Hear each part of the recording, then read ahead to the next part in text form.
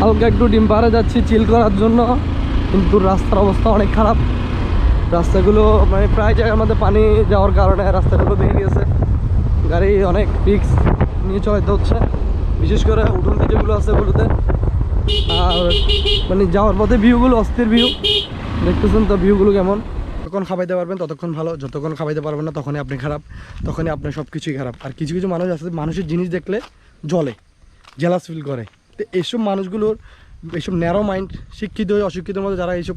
তো আমরা এখন বলিবাজার চেকপোস্ট থেকে বের হয়ে যাচ্ছি। এখানে আমাদের যা কাজ ছিল কাজ শেষ করে হালকা পাতলা নাস্তা করে, ভিউটা অনেক সুন্দর, এখানে জিনিসটা অনেক সুন্দর হবে। তো আমরা এখন এখান থেকে রওনা দিব বান্দরবান।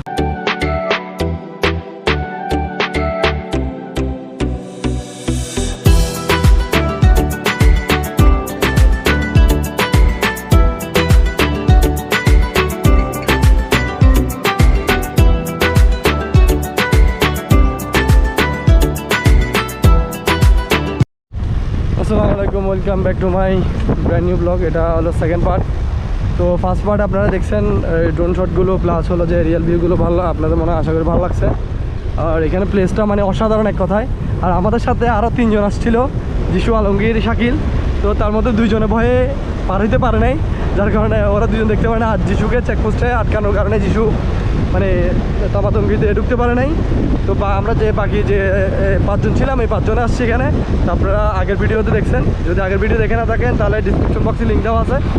তো এটা সেকেন্ড পার্ট করতেছি। তো এখন আমরা চলে যাচ্ছি তমা তুঙ্গি থেকে, কারণ এখন গিয়ে দুপুরে লাঞ্চটা করবো, কারণ প্রচণ্ড খিদা লাগছে।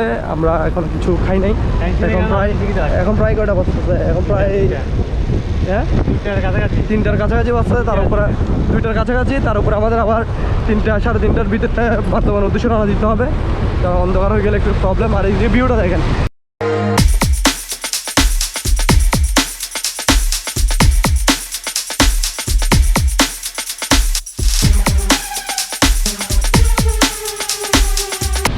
আমার দেখা বেস্ট ভিউ। এরকম ভিউ আমি আর কোথাও দেখি নাই।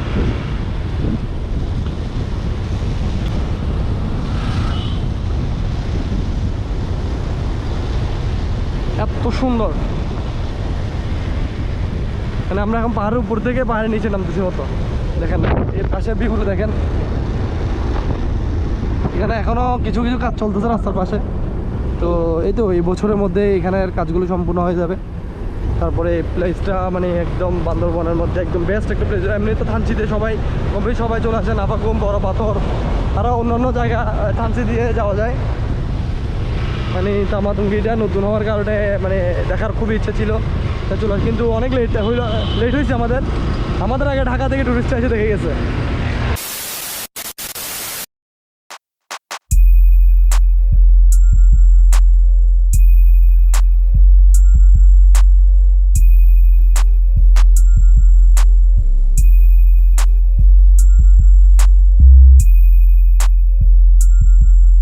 পাহাড়ে যাচ্ছি চিল করার জন্য, কিন্তু রাস্তার অবস্থা অনেক খারাপ। রাস্তাগুলো মানে প্রায় জায়গার মধ্যে পানি যাওয়ার কারণে রাস্তাগুলো ভেঙে গিয়েছে, গাড়ি অনেক রিস্ক নিয়ে চলাইতে হচ্ছে, বিশেষ করে উঠোনতে যেগুলো আছে ওগুলোতে।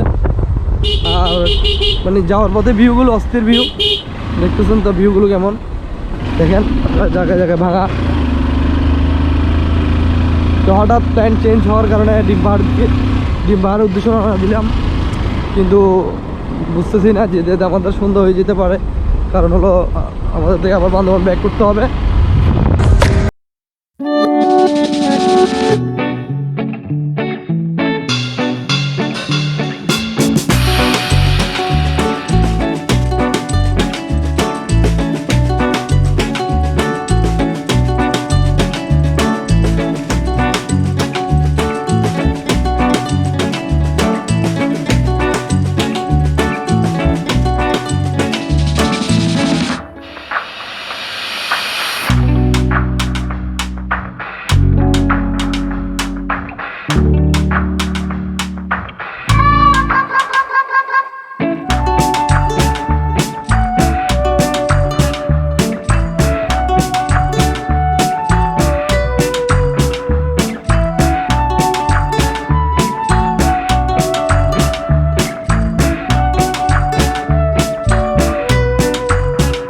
তো আমরা ডিম পাহাড় যেতে চাইছিলাম, কিন্তু আমার গাড়ির কিছু সমস্যার কারণে আমরা যাইনি। তো আমার সাথে সাব্বির ভাইও যায়নি, আমরা 3 জন থেকে গেছি।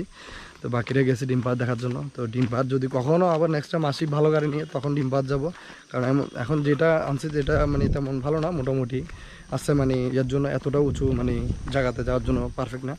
তো এখন আমরা নিচে চলে যাচ্ছি, ওখানে ওদের জন্য ওয়েট করবো। দেখেন ডিম পাহাড় যাওয়ার সময় যে উঠুনতিটা আছে, কি বড় উঠুনতি, অনেক বড়। আর তারপরে এখানে দেখেন, এখানে তেমন দেখা যাচ্ছে না, কিন্তু এদিকে দেখেন, এদিকে একদম স্পষ্টভাবে দেখা যাচ্ছে কোথায় আমরা আর কোথায় রাস্তা। তো আমাদের যে গাড়ি, এই গাড়ি দিয়ে এটা উঠতে পারছে, এটা অনেক বেশি, কারণ এর উপর আবার আরও উঠুনতি আছে, যার কারণে আমরা রিস্ক নিই না। কারণ আমরা যদি এখানে আমাদের গাড়ি বেঁচে যায়, তো এখানে ঠিক করার কোনো ওয়ে নাই, তাই আমরা রিস্ক নিয়ে আমরা চলে আসছি। আর তার উপরে একটু একটু বৃষ্টি পড়তেছে, বৃষ্টি অলরেডি পড়া শুরু হয়ে গেছে। এখান দিয়ে আমরা নামতে কষ্ট হয়ে যাচ্ছে, মনে হচ্ছে ব্রেক, মানে আমাদের আমরা নিজে বাইক কীভাবে ব্রেক ধরে নামে চিন্তা করতেছি, আমরা নিজেরা নামতে মনে হচ্ছে পড়ে যাবো, সামনে পড়ে যাবো মতো। দেখেন এখানে ভিউগুলো দেখেন, অস্থির একটা ভিউ, অসাধারণ। তা আমরা এখন ওখানে গিয়ে দাঁড়াবো, ওদের জন্য ওয়েট করবো। আর ওরা আসলে দেন আমরা আবার রওনা দিব বান্দরবান উদ্দেশ্যে। তো ভিডিওটা এনজয় করুন। দেখেন গাড়ি, এত বড় গাড়িগুলো উঠতে তো কষ্ট হচ্ছে, এখান দিয়ে নামতে খবর হয়ে যাচ্ছে আমার, এখান দিয়ে আমার নামতে খবর হয়ে যাচ্ছে, মানে কি বলবো, অবস্থা খারাপ হয়ে যাচ্ছে। আর ভিউটা দেখেন, অস্থির ভিউ, কোথায় পাহাড়ের উপরে রাস্তা, কোথায় সমতলের রাস্তা, তার উপরে এই পাহাড়গুলো দেখেন, কত বড় বড় পাহাড়, বাপ রে বাপ, নামাই তো কষ্ট হয়ে যাচ্ছে।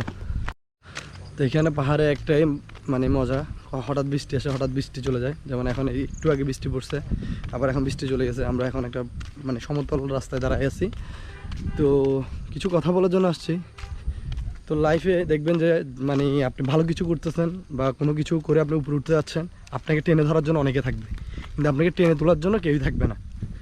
এটা আমি নিজে মানে আমার নিজের সাথে হচ্ছে, আমি দেখতেছি, মানে আমার মানে আপনার ভালো কিছু কেউ সহ্য করতে পারবে না, কিন্তু আপনি যদি মানে আপনার কেমনে ক্ষতি করবে বা কেমনে আপনাকে মানে নিচে নামাবে, ওইটা চেষ্টা করবে। যখন আপনি সফলতা অর্জন করবেন, তখন ওই যারা আপনার মানে ক্ষতি চাইছে, তারা আপনাকে মানে সবার আগে আসবে, মানে বাহাবা দেওয়ার জন্য, শুভেচ্ছা জানানোর জন্য। এটা মানে এটা এখন বর্তমানে বাস্তব। মানে যতক্ষণ আরেকটা ইয়ে দেখলাম, যতক্ষণ খাওয়াইতে পারবেন ততক্ষণ ভালো, যতক্ষণ খাওয়াইতে পারবেন না তখনই আপনি খারাপ, তখনই আপনার সব কিছুই খারাপ। আর কিছু কিছু মানুষ আছে, মানুষের জিনিস দেখলে জ্বলে, জেলাস ফিল করে। তো এইসব মানুষগুলোর, এইসব ন্যারো মাইন্ড, শিক্ষিত অশিক্ষিতের মধ্যে যারা এইসব কাজগুলো করে, মানে কি বলবো তাদেরকে, এখন বললে এখন এগুলো বলতেছি, এগুলো নিয়ে অনেকে অনেক কিছু বলবে, কিন্তু আমি মূলত যেটা বাস্তব মানে মানে আপনাদের মানে যেটা হচ্ছে বাস্তব, সেটাই বলতেছি।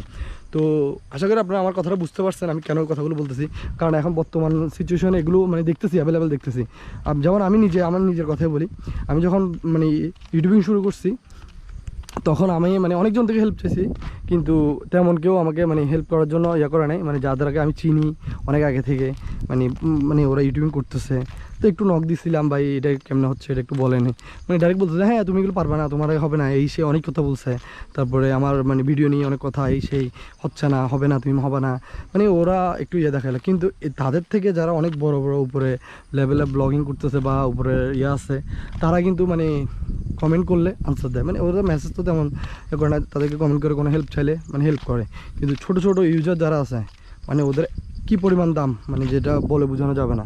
তো সেই জন্য বলতেছি যে মানে আপনি উপরে উঠতে যাবেন, কেউ আপনাকে হেল্প করবে না। যদি নিচে মানে টেনে নামাইতে বলেন, অনেকে আছে আপনাকে নিচে টেনে নামাবার জন্য, যেটা বাস্তব। তো আপনার ভিডিওটা এনজয় করতে থাকেন, কারণ আমি কথাগুলো বলছি কারণ হলো যে অনেকদিন ধরে চিন্তা করতেছি বলবো, কিন্তু কোনো ভিডিওতে বলা হচ্ছে না। তো এখন এখানে দাঁড়াই আছি, কী করবো, তো ভাবলাম বন্ধুদের সাথে শেয়ার করি। তো আমার কথাগুলো যদি সত্যি হয়ে থাকে তাহলে কমেন্ট করে জানানো, মিথ্যে হলেও কমেন্ট করে জানাবো, কারণ এখন বর্তমান সিচুয়েশন দেখতেছি আমি কি হচ্ছে আমাদের সাথে।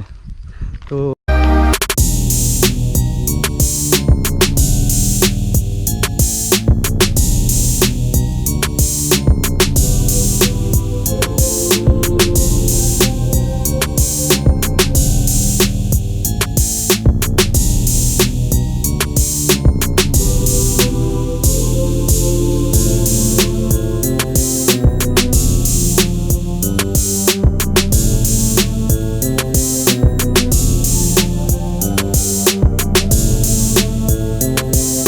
জিনিসটা অনেক সুন্দর হবে।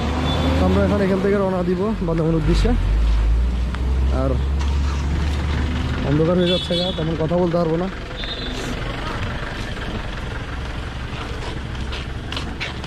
তো আমাদের সব গাড়িগুলো এখানে, আর আমি কানে শুনতেছি না ঠিক মতো বাতাসে। এটা হলো নীল দিগন্ত পর্যটক কেন্দ্র, বন্ধ আছে কিন্তু দেখি কোনোভাবে ঢোকা যায় কিনা। আর দেখেন এখানে কিছুক্ষণ আগে বৃষ্টি হয়েছে, দেখেন যার কারণে ভিউটা, মেঘ দেখছেন কি পরিমাণ মেঘ, সম্পূর্ণ মেঘে ভরে গেছে। মানে অনেক সুন্দর। মানে এখানে একটাই জিনিস মজা, যে মানে হুট করে বৃষ্টি আসে, হুট করে মেঘ চলে আসে, হুট করে রোদ, হুট করে তো এইটা হলো যে নীল দিগন্ত পর্যটক কেন্দ্র। আর এখানে পর্যটক কেন্দ্রটা বলে জঙ্গলে ভরে গেছে, জঙ্গলে ভরে গেছে। আমরা একটু দেখে আসি, তারপর গিয়ে দেখে আসি পর্যটক কেন্দ্রটা, একটু দেখে আসি আমরা। বাবা গেট তো বন্ধ, তারপর চলে আসলাম। এটা হলো প্লেস, দেখেন কি অবস্থা, পরিচর্যা না হলে যা হয় আর কি, একেবারে অবস্থা খারাপ দেখছেন। হ্যাঁ, ওই নীলগিরি যেভাবে যত্ন রাখছে এটা মানে ওরা এখানে কেউ নাই তো, শুধু ওই যখন টুরিস্ট আসে তখন খুলে তারপর বন্ধ করে রাখে। এই লকডাউনে এরা একদম টোটালি এখানে হাত দেয় না, যার কারণে দেখ না কি অবস্থা হয়ে গেছে এটা। চলেন আমরা সামনে দিয়ে যাই, দেখি কি অবস্থা।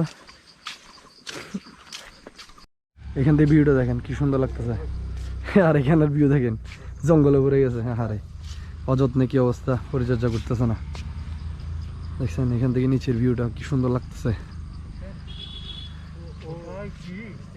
আমরা দেখেন, আমরা ওই রাস্তা যেটা দেখা যাচ্ছে ওখান থেকে আমরা এখানে আসছি। আরেকটা সামনে আরেকটা আছে, তো আমরা ওখানে দিয়ে যাব।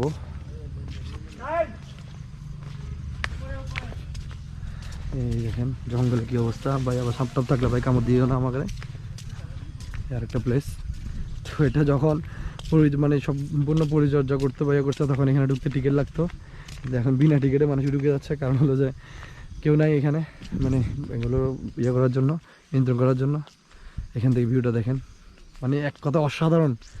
ওই কোথায় নদী আর কোথায় এখন আমরা, ওখানে ছিলাম আমরা নদীর ওখানে, এখন এখানে এই আর কি। দেখেন আর ওখানে দেখেন মেঘে খেলা করতেছে, আর এই পাশে তো সম্পূর্ণ মেঘে ভরে গেছে, যার কারণে মানে কিছুক্ষণ আগে এখানে বৃষ্টি হয়েছে। আমরা নিচে ছিলাম, আমরা তখন থানচি ছিলাম, কিন্তু ওখানে বৃষ্টি হয়নি। এখানে দেখেন বৃষ্টি হওয়ার কারণে সম্পূর্ণ মেঘে ভরে গেছে।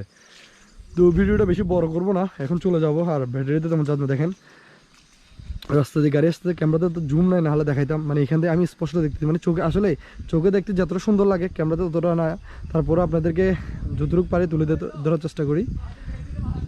তো দেখেন প্লেসটা খুব সুন্দর, অসাধারণ একটা প্লেস। এই আর নীল দিগন্ত আমি কখনো আসিনি, ফার্স্ট টাইম ঢুকলাম, কারণ নীল দিগন্ত তেমন কিছুই নেই। এইটা আর কি প্লেস, এটা অসাধারণ একটা ভিউ। তো আজকের মধ্যে ভিডিওটা এখানে শেষ করে দিচ্ছি। ভিডিওটা যদি আপনাদের থেকে ভালো লেগে থাকে তাহলে আমার চ্যানেলটা আপনারা সবাই সাবস্ক্রাইব করে দেবেন, আর পাশে থাকা বেল আইকনটা ক্লিক করে দেবেন। আর নেক্সট ভিডিও আসা পর্যন্ত সবাই ভালো থাকবেন, সুস্থ থাকবেন, সেফলি থাকবেন। আল্লাহ হাফেজ।